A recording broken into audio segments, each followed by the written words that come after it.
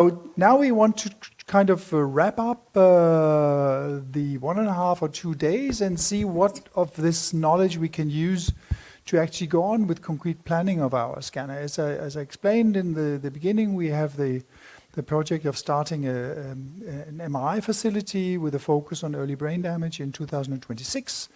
And we are all open for new developments, so we're really much looking forward to input.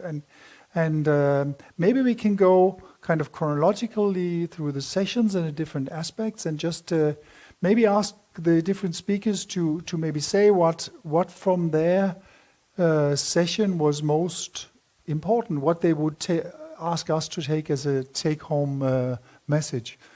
You want to join, Marissa? So and like the information that you need a bathroom next to the scanner, that was really, really valuable, because this can be it's a trivial thing, but it can be a big problem. It's so that's these kind of things and more visionary and sophisticated things than that which we are looking for. So. Can I add to that Sure. with the bathroom? Because one of the things I didn't ask Brittany about, because of lack of time, was actually that I think we should discuss some of the surroundings around the scanner also. Exactly. Bathroom, family rooms, and so on. It's Exactly. So maybe if we start with that, our first session was on how to image the developing brain. So if we look into, like right now, we have a room which is on the diagnostic. The scanner side is going to be on the diagnostic floor, together with all sorts of other scanning imaging facilities, and we're going to have 2 rooms around it, like two preparation rooms and an operating room. So any suggestion from like Brittany and Melissa, maybe what should we consider? You showed some beautiful images of your preparation room. So anything, what's important if we design that? Because now we can still change things. We can move walls a bit, we can move doors, we can change the lighting and everything. And at some stage of the building process, this will not be possible anymore. So. Yeah, I was going to say, do you have images of the design currently, or? Yes, it's like a scale. It's like a drawing, but it's not built yet. It's in the process of being built, but there's some plans for it. But it takes a while to find. So, but. Well, it sounds like obviously adding a bathroom, if there wasn't one already in the room, would be good. It'd be good to get a sense of, I guess, the size of the space too. The size of the space too might make a difference in terms of what you'll be able to do, because I guess I'm making an assumption. Is that the room where you would also have a mock scanner, or is that going to be a separate space, for example? The mock scanner is presently, you've seen it, it's in the basement of another building. And so right now we don't have plans to move the mock scanner to the children's hospital. But so we're about to establish the value of a mock scanner at all. But so it's not going to be in the same site, definitely not. It's going to be in another place if we decide to have one in the children's hospital. So I just will throw out this rude question. So is this intended to be primarily a state-of-the-art children's hospital, or a state-of-the-art children's hospital and a state-of-the-art location for pediatric research? It is primarily a state-of-the-art children's hospital, to be honest. But the kind of the idea with a scanner is to have like a state-of-the-art scanning facilities where it's possible to use new technologies and develop new technologies on the site for use in research and later on in clinical. So it is a strong focus on research and applied research. So does that mean that will there be more than one scanner? There are going to be at least 3 MRI scanners. Is Lisa still around? No. at least 3 MRI scanners. So the ELSA scanner is there's going to be an intraoperative scanner and a purely diagnostic scanner and the ELSA scanner, which Okay. is partially diagnostic, partially research. Right, okay. That helps. Right. Somebody else? So at some point, I guess you need to figure out the vendor as well. You have collaboration with certain other collaborators on the science side, but also which vendor can produce the most quiet sequences. I don't know, or what you want to have a special equipment that only works with certain vendors. At some point, you're going to be vendor dependent to some degree. And if you have 3 scanners, you might consider if you want to go for a variety or even go for homogeneous set of vendors. It's going to affect your which you choose. Going to affect your European landscape, or which you can collaborate with as well. Yes, or international. I would register an objection to that. I don't think it's going to be. I think that you're going to see a diminished emphasis on single vendor studies or restrictions on research studies that are associated with it. I mean, because what I see is that, these imaging initiatives and population level imaging initiatives are increasingly global. They don't have the luxury of saying that everybody has to use the same scanner. So they're simply having to confront that as a factor, and even the vendors know this, that there has to be enough flexibility so that their vendor will always be able, or their products will always be able, I think in the future, or as many cases as possible, to participate in more widespread, international things, because we've had conversations with people about, well, if you wanted us to be able to include Philips sites or these sites, you'd have to make it possible for us to have reasonably harmonized protocols across them. And I think that they've kind of gotten that. So I think there will be, that the biomedical research and imaging and like everything else will become much more global, much more collaborative, and everyone will have to respond to that. So I think you're right that, right now, if you don't have this scanner, you're likely not to be your collaborators are likely to be the same, different scanners. That's the problem. But I don't think that's going to last. I'm just saying that for that factor, I hear what you're saying. You have to choose, either have to go with all vendors, and a lot of reasons to go with the same vendor for all your scanners, and there's other reasons for having different ones.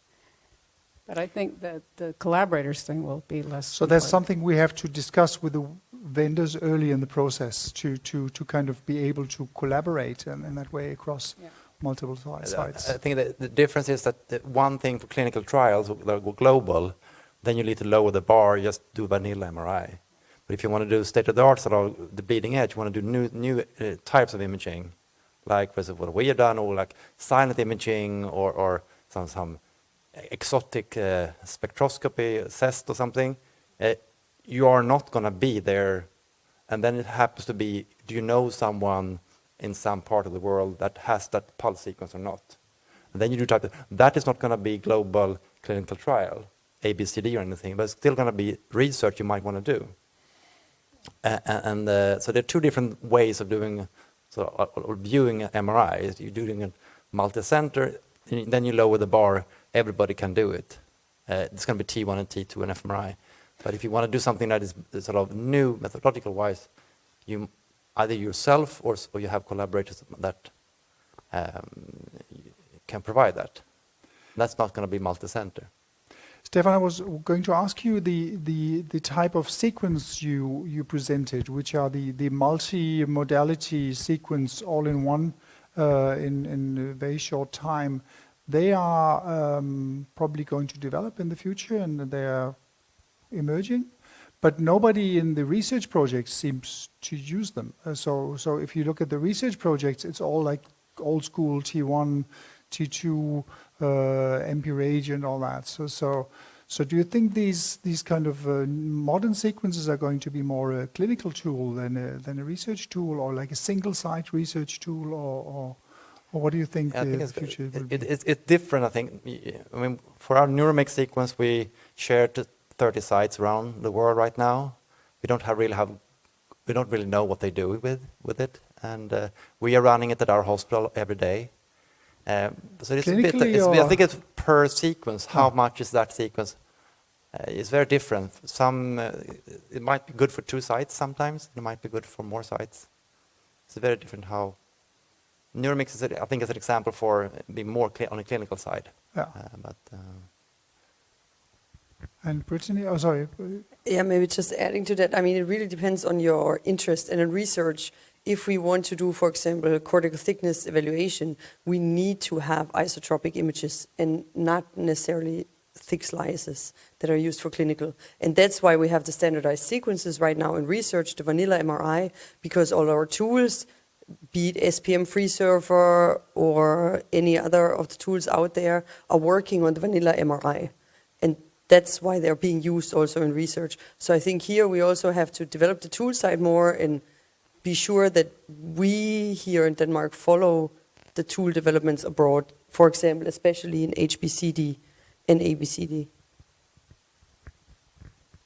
So I don't have anything to add to that, but I want to get back to Katrina's question because I think we kind of bounced around. And it's really, in my opinion, it's very simple. You just want some place that people feel comfortable. And I know that's very hard to do in a hospital setting because most of the time, I think probably mother-baby units are the exception. People don't want to be there.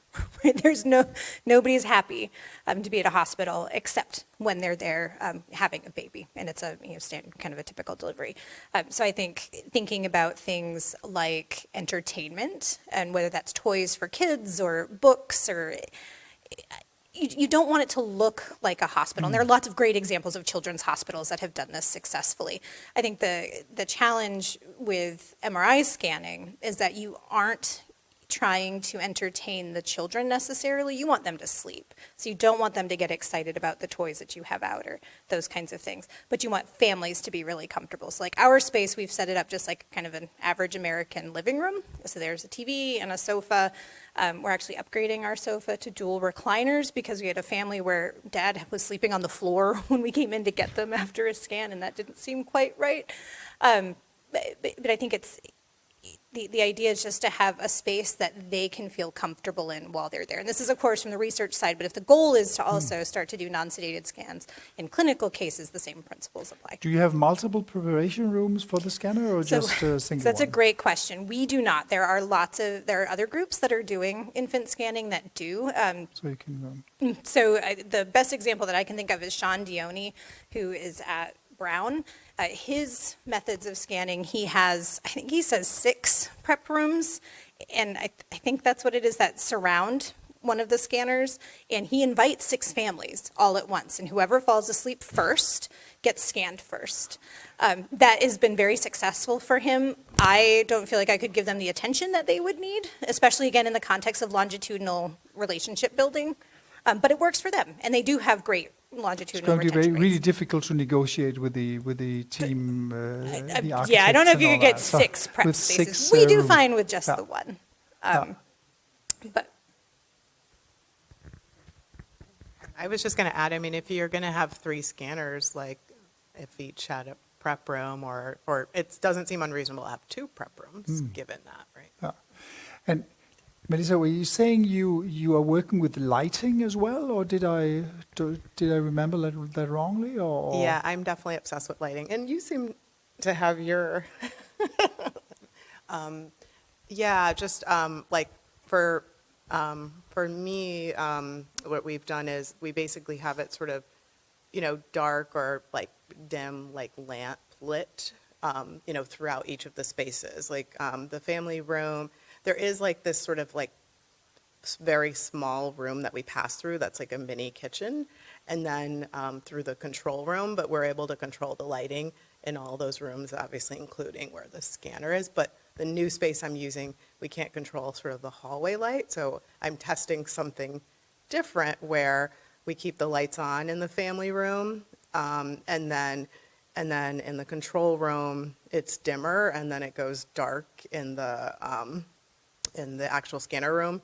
But again, I don't know if that would work. I just was worried about going to completely dark to extremely bright, like hospital, like, fluorescent lights, and then going dark again. So that's just something I'm trying in this new space.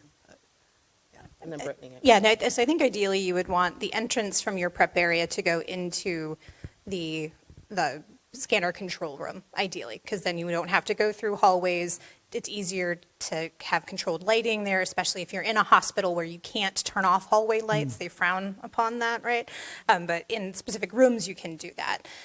So that would be the ideal. If you can't, you can just put a blanket over their head. Sometimes I think we over-engineer things. They're sleeping, and even if they, at least during evening scans, that's a big caveat for me, is I'm used to nighttime scans when babies are going into much deeper sleep than they are during nap time scans. And they're pretty, if you wait until they're in a deep enough sleep, you can just cover their heads. So it's not, to me, it's not a deal breaker. But I do think ideally having as short a distance from where they're preparing to go to sleep to the actual scanner is ideal, for sure. Well, maybe adjustable lighting. Maybe just have the entire space.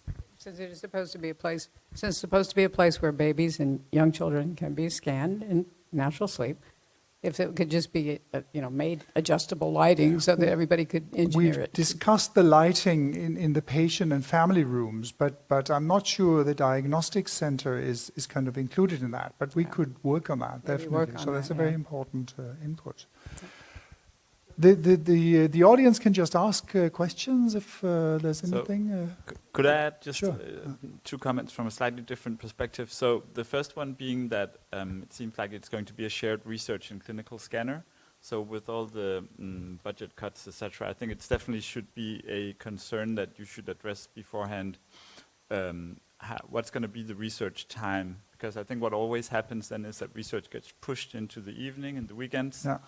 And I think if you could set some boundaries, like even from the beginning, to ensure some research time, and also I think it's hard probably to make one scanner be ideal for outpatient scans, small babies, large kids, and then I work in intensive care. And going back to the prep room, so I was just asking, I think the scanner is going to be on the 2nd floor, and NICU and PICU are on the 5th and 6th floor, right? So for those children and babies there that need an MRI, really the distance to the scanner is a huge concern and is for us one of the main barriers to scanning. So given that it is how it is, I think you should consider having a prep room there in the NICU and the PICU, so you can do everything, and you should think about like MR compatible ventilators, vital signs monitoring, etc. So you can get everything ready where the child or the baby is, and then just minimize the time out of the intensive care department. So I think really a dedicated like procedure and room for prepping in relation to the intensive care departments. I was going to answer Brittany because our kind of possibilities to design a very cozy room are a bit limited by this is an anesthesia room as well. So there is going to be anesthesia facilities with suction and all sorts of power outlets and everything. So this has to be combined with that, because this should be also be a scanner which can be used for severely ill patients and intensive care, and as well newborn children, possibly with an incubator. We haven't discussed that so much, but the acutely ill children, they should be it should be possible to image them as well. This hasn't been a big topic in our discussion the last 2 days, but this is definitely one of our ideas to make that possible as well. So just make sure for safety that all of those things can be behind some sort Yes. of barrier. Yeah. Because as soon as they can walk, they're going to be touching everything you don't want them to. We have a fire extinguisher that one of them almost pulled the pin out of the other day. We need to put it in a cabinet, but just think about that as well, because I think it totally makes sense that because it's a shared space, you want to have access to all of that. But these are, especially if you have studies where you're working with typically developing kids, they're curious, they're mobile, they're going to come in and they're going to touch everything that they possibly can. And you don't want to encourage it, but you don't want to discourage it, because then they're not going to have a good time, and their parents aren't going to have a good time, and they're not want to come back for any scans. The other question was, of course, the kind of movement correction or kind of prospective movement correction systems, which Melanie and Stefan talked about. So is that something we should have on our scanners, maybe on all our scanners, or just the research scanner, or do you think this is to be advised? Or? I think we're biased in the answer there, but can I park that answer? Okay. And yes, I will answer it, but sure, yeah. Something I really think you should think of is that you're going to have T1 and T2 weighted, T2 flare, and all those standard contrasts that the radiologist will read. That's sort of something for a fact. And there are multiple ways to do a T1 weighted image. You can do MPRH, T1 flare, you can do a T1 cube flare, or many different flavors. Some of them can be made silent. For instance, at GE you have a silence sequence that is radial base. I think the vendors might have as well. But just make sure that if you think you would like to be able to scan without any acoustic noise as an option, you validate the image quality of those images with the radiologist before you buy the scanner. Maybe you can try to compare how does silent T1 images look from different vendors.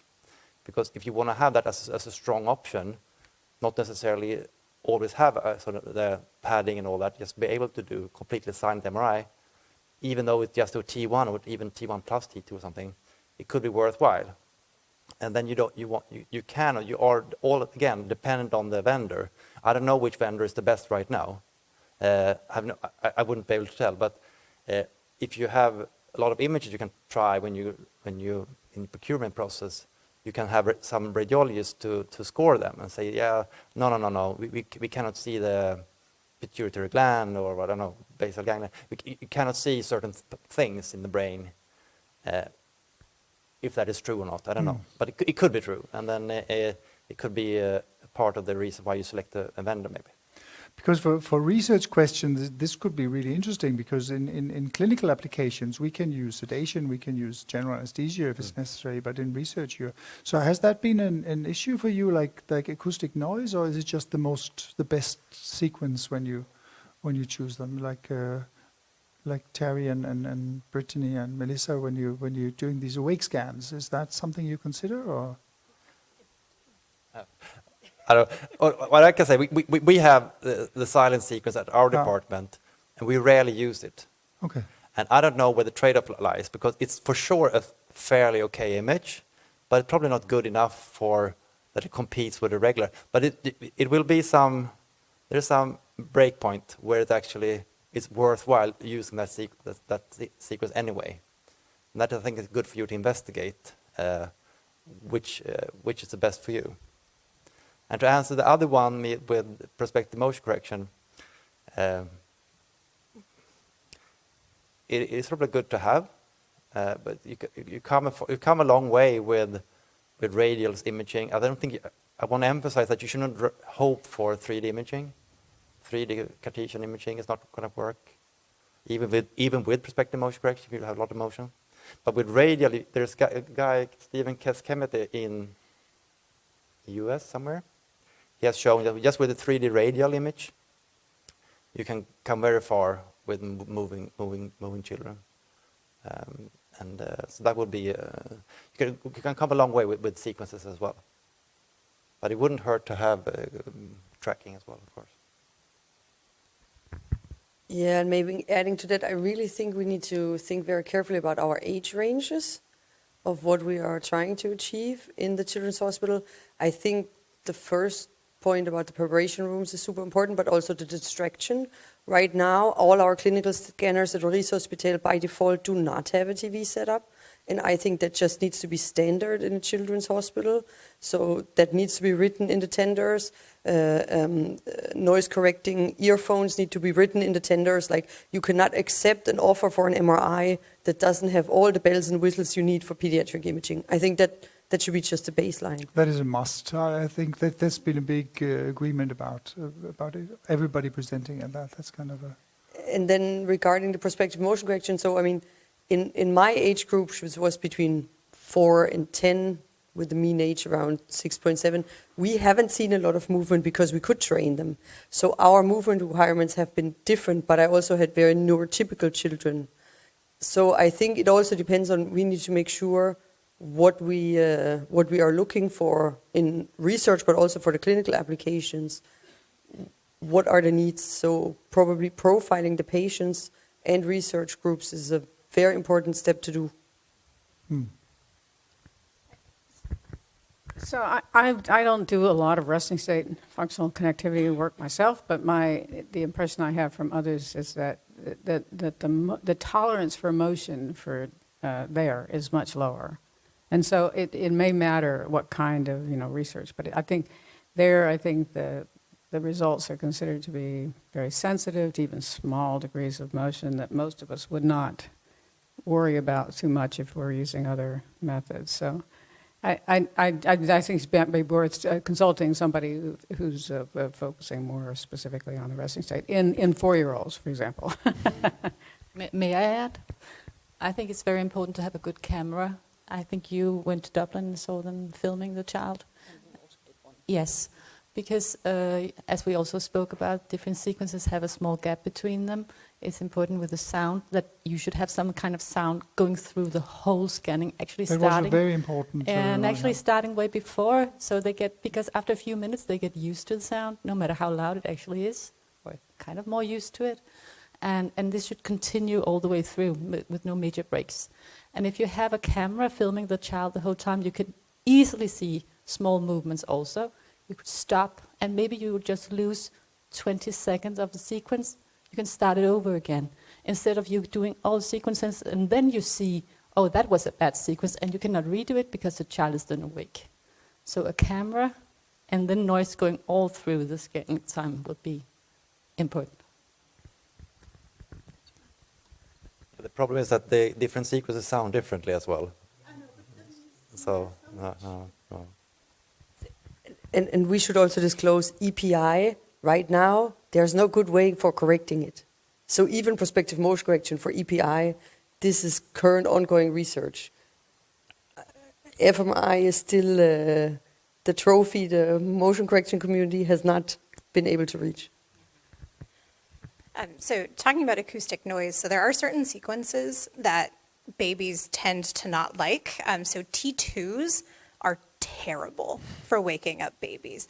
And in HBCD, we're using VNAVs because they're trying to figure out some prospective motion tracking, not necessarily corrections. And so you have this really high pitch, and because of the long TR, they tend to jolt a little bit more. So I think if we can make them quieter, I don't know that, again, I'm not a physicist, I don't know if that's possible, but of course that's helpful. But just to emphasize, having a sound playing for them through really high quality headphones is really helpful. And that's another way that you can also kind of personalize a scan. So if they're used to falling asleep to Mozart, you can play their Mozart, right? And we ask families when they come in, unless you're getting resting state, and then we standardize things, right? It's a sleeping baby, I don't. Anyway, but you can really do everything possible to keep them asleep. But I think the noise and the vibration, so especially things like diffusion sequences can vibrate the table. We mitigate that by using lots of sandbags, especially for little ones. And my team actually lays on the scanner bed. I know that's controversial in some groups because you can, if you have a hand in, you're going to mess with the homogeneity of the field, 100%. Now, whether or not that risk is worth just getting some data because you're going to be able to comfort them as soon as they start to move. That's where I think no data isn't good, especially in a clinical situation, right? So you want to make sure that you can comfort them as soon as they need it. And the other thing, in addition to a camera, and this is much simpler, is just a respiratory bellows. So it's just a foam with a tube, and you could attach it to their, well, you don't even attach it, you just lay it on their abdomen and then put a strap. And that can help the operator see whether or not they're moving and starting to wake as well. And so sometimes cameras are, sometimes I feel like as an operator, at least, and this is mostly because I'm not used to being able to see their faces well, you might jump the gun and stop something sooner than you need to, because they'll also just wiggle and then go back to sleep. But I think as many ways as we can monitor them, I think that for that exact point, that they're wiggly, don't stop, but we're going to wait till they calm down, and then we're going to stop the one that we're getting because we can't use it and start a fresh one. I think you should not forget the possibility to reduce the source, the noise from the sequence, not just accept the sequence noise as it is and just try to make it continuous. Try to see how good can the images be without noise, acoustic noise, that it is achievable with some. Yeah. It is not that hard, but it needs some acceptance from the radiologist. Yeah.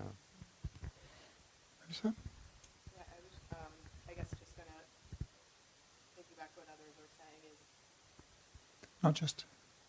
the ear protection is critical, and what we do is we actually have this sort of pad that kind of sits that is kind of it does have the sounds playing, and so scanner sounds throughout regardless of what the sound is, but that's another way of acclimating them in addition to obviously playing scanner sounds well before they're even in the scanner.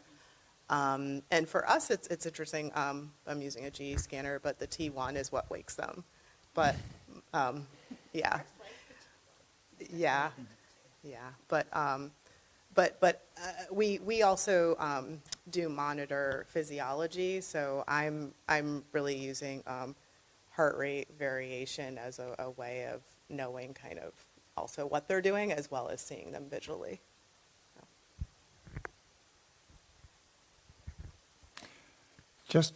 Any more comments about? I thought it'd be interesting to just talk a little bit about something completely different, which is very important, I think, to have a successful MRI facility, is that, so we heard these days that MRI is really complex and maybe more like genomics than an X-ray, for instance. And I think there is a huge gap. So if you were planning a genomics facility, you wouldn't primarily discuss, I guess, which sequencing machine to buy, but there would be a lot of focus on, all right, what's the post-processing, how do we get this data across to the clinic, etc. And I think actually maybe there's a lesson learned. So at least at Århus University Hospital, there is this big sequencing genomics facility called MoMA, and they're increasingly making shared positions between sort of 1 foot in the genetics, 1 foot in the clinical department. And I think in MRI there is a huge gap between what the physicists know, what the radiologists know, and what the clinicians know about MRI, and therefore also there is a gap between research and clinical use. So for a lot of neonatologists, for instance, I think MRI, the kid goes in the scanner and they expect to get some kind of it's good or it's bad report back. But I think these days have shown us that MRI is so much more, right? So there needs to be more of a discussion about how are we analyzing the images, the post-processing. I think no one really talked a lot about that, and I don't even know too much about it, but the neuromix and all the different analysis you can put on top. So there needs to be, I think, before you even buy the scanner, think about how are we going to translate all this knowledge. And I think the little bit of my presentation yesterday was a good example of we look to the clinical studies to see what can we do in the animal models, then we do stuff there, do it a little bit more advanced, and now we're going to go back and refine our clinical protocols. So that back and forth is really important to think about from get-go. David Edwards, who had to leave early, he asked him what advice he would give us for establishing a facility. And one thing he said is make sure the people doing your post-processing are involved in all steps of the project. So it's not only you don't send the data somewhere, but they're part of the design as well. And that. So that's a bit in line with what you're saying. So, as my colleague Undersdale says, soup to nuts. That's the best approach. Sorry? And I think that's really true. That you get the best outcome if you have the beginning and the end in sight. There's a question from.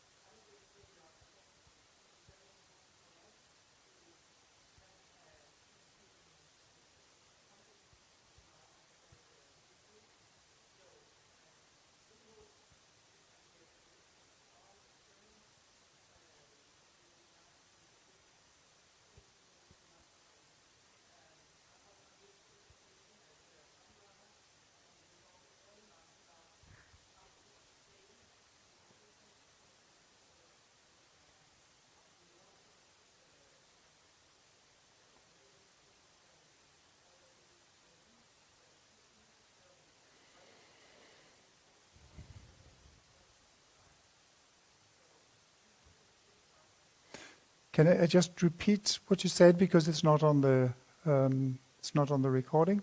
So the comment was that it's important to create an environment where the families and the children feel safe into, and that it's important to have a playful approach to getting the children to cooperate in that, and the whole facility should be able to accommodate children with an anxiety, and families, also the parents. Very important. Sorry. Maybe just to add to that, but I think the point is even more subtle. I think, just as was mentioned before, I think it's a problem right now that only certain levels of leadership that are mostly coming from one medical side are making decisions. And exactly all the people need to be in on those discussions. It needs to be the radiographers that are going to be taking the pictures. It needs to be the radiologists looking at the pictures. It needs to be the scientists that do the post-processing, like myself, and I have a shared position like this, but they are rare. So I agree that right now, what we hear from the radiographers, what we hear in the end, it's the different professions are not included, and that I think should change. Because the donation from the Elsos Foundation is a scanner. It's not staff, basically. So for that we have to look ourselves, basically, and that's as important or even more important. So I guess with the NIPCP, we are actually trying to get input from the radiographers, from the radiologists, from the neuroscientists, and from the physiotherapists, and we are also both neuroscientists and data analysts working on the project. So I actually think some of that post-processing, taking into account what radiographers think and so on, that's actually part of that project. And the goal from that project is actually to feed into the new ELSA scanner also. But of course, we have to buy the ELSA scanner within a couple of years. We are not finished with that project, so we can only feed in with some stuff, of course. But at least for the post-processing, I think that will definitely be something that we moved a lot forward with. You have a comment? I just wanted to quickly add that it's important to incorporate IT professionals, so information technology, just for infrastructure. So things like data storage and transfer, it can be massive, especially for some research projects where maybe you do want to store raw case-based data. Those data are massive, and it's not always easy to transfer them. So to Kasper's point, it is really important to think about all of the different parts of processing. It's like, yes, even though, how do we get the data to Melanie? You just come down on the scanner, and then if people start to fill up the scanner, that's just another group not to forget when we're thinking about planning. I'm just going to add quickly to that also. So it's not also just having a cluster or something where we can analyze the data. That's also important. And of course, we can use either KUs or region heads might have some, but it doesn't actually have that much. So at DRCMR, we have our own cluster to be able to analyze all the data. Also for having databases later on to actually be able to harvest all the data. There will probably be multiple different projects, but if we actually upfront think about having some of the sequences in, it's actually possible also to combine the data sets. And I also think we need to start thinking about stuff like that. Because in the end, then in a few years' time, we'll have maybe 1,000 scans or something, and that's it's starting to be a big database actually to do a lot of interesting stuff that also would attract data scientists. That has to be part of the whole project, is that we have data storage facilities and I think we need to think that in and also. Possibly to share data with other sites as well. So. Yeah, may I ask, I used to work in Norway where they also had this issue and the scanner filled up really quickly. And so there was established a national clusters where you could apply free for storage and computational power. And I do not know if we have such in Denmark because this is sensitive data, so it needs to be under special control. And if we do not have that, maybe we should argue that we might need that. Do you know anything about that, Adam? No, I mean, we don't have a national facility for data storage, but what I do know, and I think it's very timely to bring this issue up, is that it takes a long time to work with the infrastructure at the hospitals, whichever path you take, to build that up. So it's really timely to start that process, in fact, at this point. And actually, I can chime in on this because one of the other projects I'm very active in is GDPR-compliant data sharing. So we are building a research infrastructure funded by the Novo Nordisk Foundation up now that will enable this. We have storage because in Denmark we have the Computer Rome Supercomputing Center. The problem is right now the funding. All the legalities are in place. Region H officially allows us to put hospital data, even clinical data can be processed and stored on Computer Rome. The problem is right now who will pay for this, because storage costs, but compute costs even more. So this is going to be a discussion that will need to be taken by the hospital.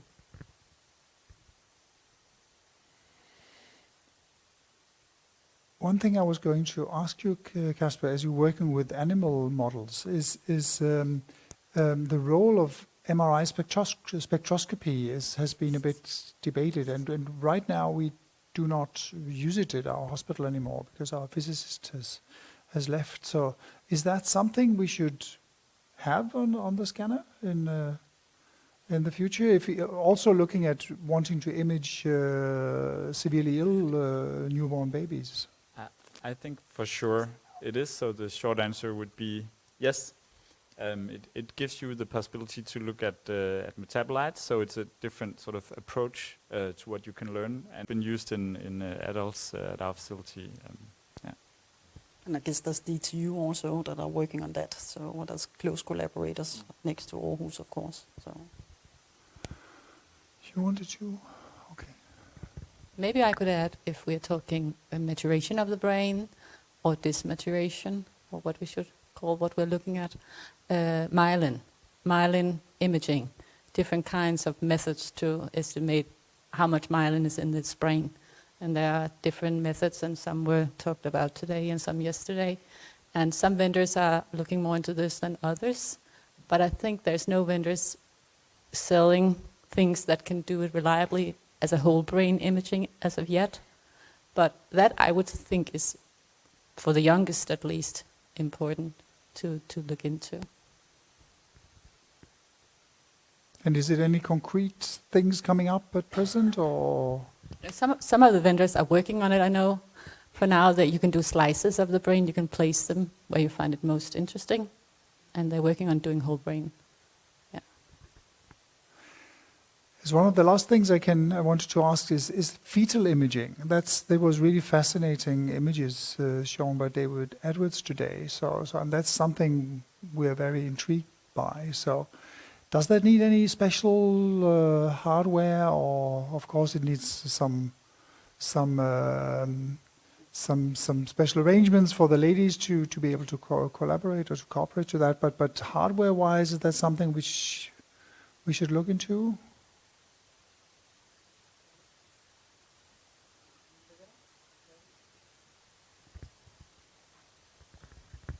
Definitely the size of the scanner bore, so that is something important to be thinking about as you are selecting a vendor and a model, because that's a problem I know.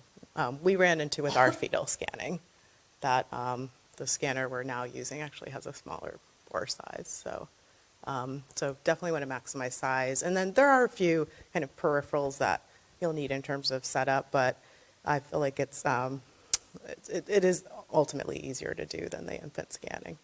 So, not too bad. No, I think that's important feedback here, because I mean it's traditionally sort of the high-end neuroscanners had a sort of the traditional 60 centimeter small bore size, whereas now we have the new clinical scanners with quite good image quality, depending on vendor. There are different strategies with 70 centimeters, so that would be sort of a straight-up choice. Should we go for 60 or 70 centimeters? Any others? 70 is the standard now, but you don't need 70 for the kids, I guess. But if you want to have for fetal Fetal scans, but if you probably don't need, if you have 3 scanners, probably don't need 370. But anyway, but one thing I think is nice, it's just more a bigger picture, is this big gap.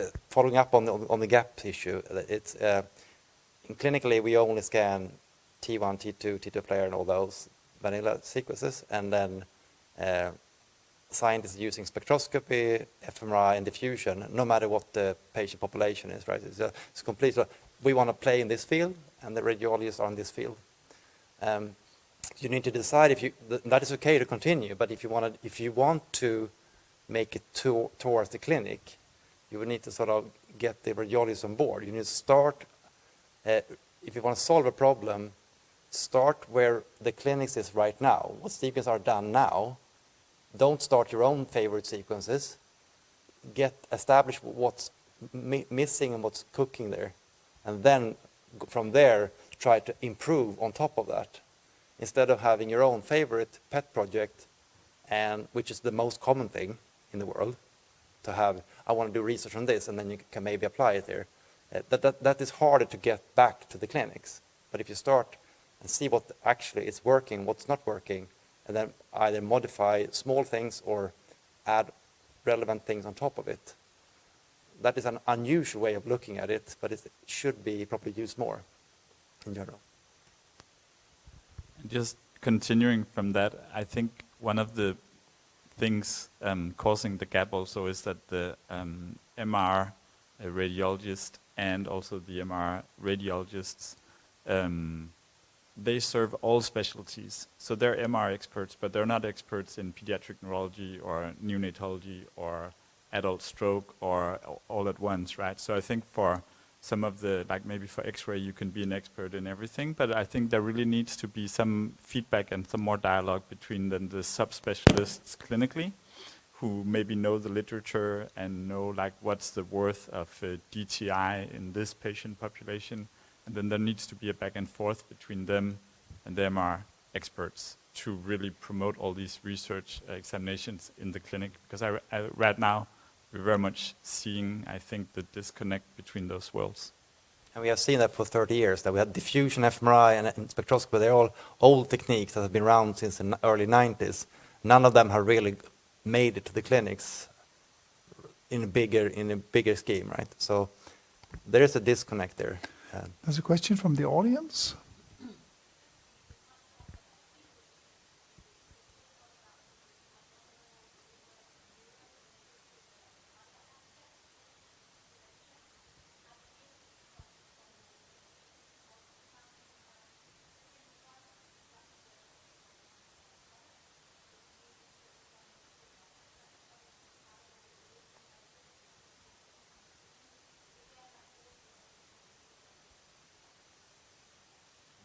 There was a comment about, just repeat the comment about fetal imaging, about the abdominal aspect on it, where there's an ultrasound tracking device which can be synced to all scanner types. Is that correct? Yeah.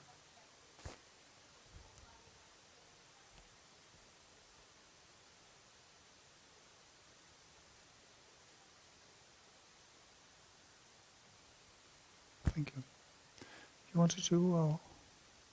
No, if it's okay, just to follow up sort of on the gap between what is doing in radiology and maybe in research or more neuroscience oriented things. I mean, I think, of course, I mean, the thing is, of course, what a radiologist or a clinician should do with a DTI or an FA measurement, you know, I mean, let's say, but I think also this connects up to maybe a gap of what we, I mean, what is the research strategy, or what is it that we really want to do now in the future? What is our vision for what we want to do with this, let's say, kids with cerebral palsy, which is now the focus here?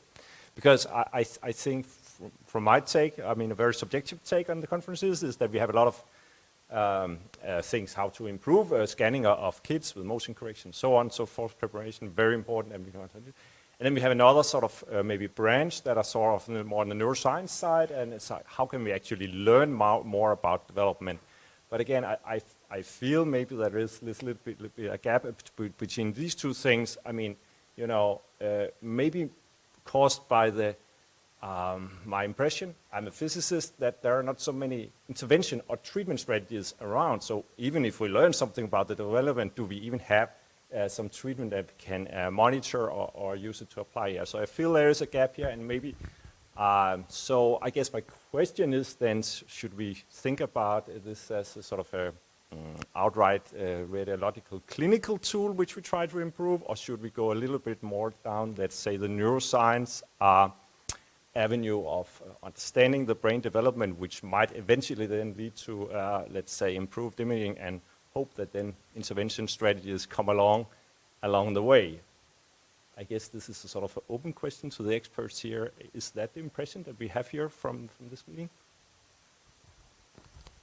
I think you hit it spot on. So at least I think maybe even some neonatologists are promoting less imaging rather than more imaging, exactly for the reasons you just mentioned, that even though you may be able to give a really accurate prognosis, if there isn't a good intervention, then maybe you're just scaring people or doing it for nothing, and why not just wait and see how the kid goes?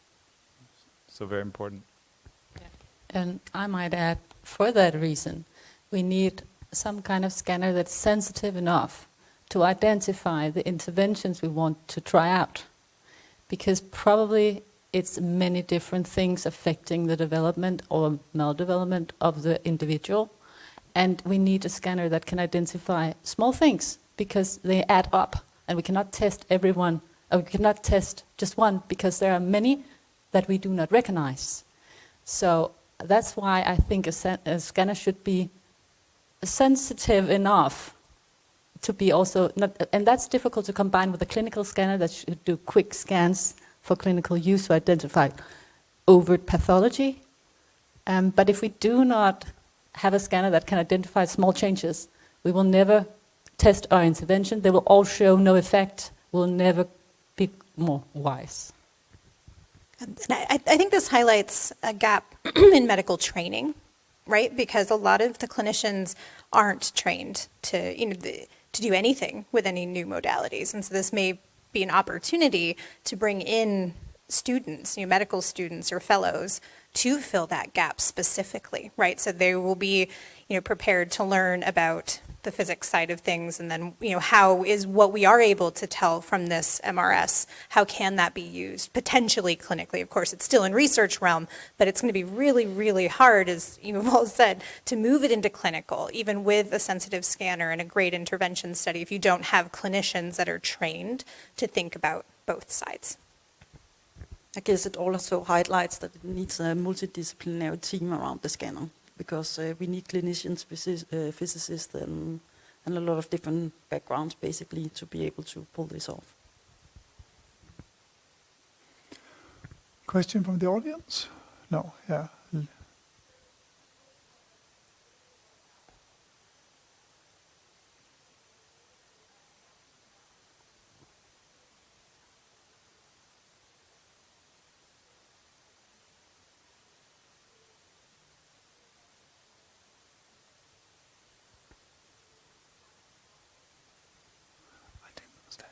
Can you repeat the question? The question, I think, is if there's a gap in the market for tools such as coils and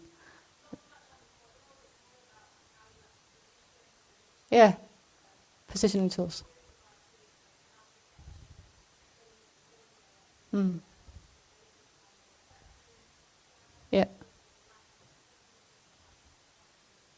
Yeah, there are different tools you can buy on the market, and some use some and some use other stuff, and I think every center finds their way of doing things. There's a great paper from the London group describing completely how they did from the patient entering the hospital until the scan was done. It was very nice. But I think everyone does it their way, but in my opinion, the problem was it was small kids, and they have a tendency of doing reflux when you just feed them for them to sleep, so we had to lie them like this. And then they're not centered, isocentered, the brain is tilted, and also they would scoop out of the scanner. And such small things you cannot buy, you need to find a way yourself. Yeah.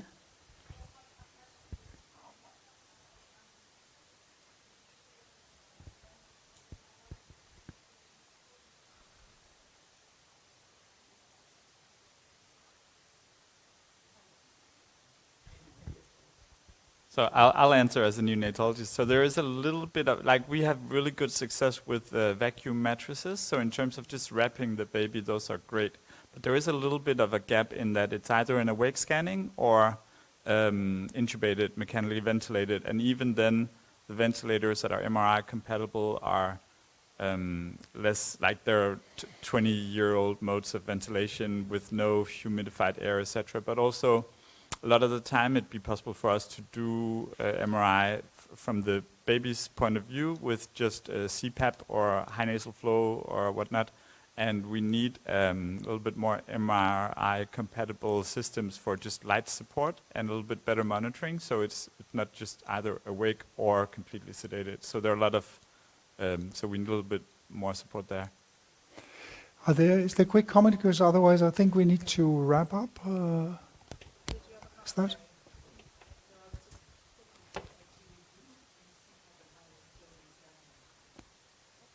Yeah, I think we just started doing that. So Mette is one of my colleagues, and it's true we are doing that a little bit, but we'd like better, easier ways. Yeah. So, and one thing I wanted to comment is, and there's definitely not a simple solution for the early detection of cerebral palsy, as we learned this morning. So this is really something which has to be worked with in the future, and which will be a subject for the whole project here. So if there's no more comments, I want to thank everybody for this great. It's been really amazing to be here, because we've been working with this symposium for many months, and it's nice to actually see it happening and get so many good input. And we're looking forward to work with it. Maybe we repeat it at some stage and do another one. Copenhagen Imaging the Developing Brain meeting, and we'll try to put the presentations online once we get them, so you can see them again. And thank you very much for coming, and have a nice weekend, and good luck with your ongoing work. Thank you.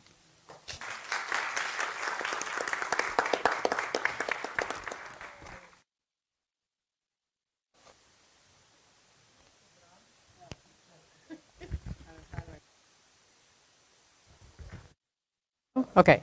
I just want to say that from the point of view of the people who've been visitors, it's been a spectacularly well organized and very, very interesting symposium to participate in as well. So congratulations to those of you who worked so hard on making all of this happen. It was really great.